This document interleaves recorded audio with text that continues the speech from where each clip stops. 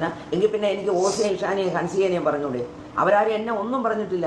ഈ അമ്മ മാത്രമേ എന്നെ ഇങ്ങനെയെല്ലാം പറഞ്ഞിട്ടുള്ളൂ. അമ്മ പറഞ്ഞിട്ടുള്ള വാചകങ്ങൾ ഇതിൽ ഞാൻ ഈ വാട്സപ്പിൽ ഞാൻ വായിച്ചു കേൾപ്പിച്ചുതരാം. അമ്മ പറഞ്ഞതാണ്, ഇനി എനിക്ക് ഒരമ്മമ്മ, അത് അപ്പച്ചി വസന്ത ഇനി എൻ്റെ ജീവിതത്തിലില്ല. ഇനി നിനക്ക് എനിക്ക് മെസ്സേജ് അയക്കാനും സാധിക്കില്ല.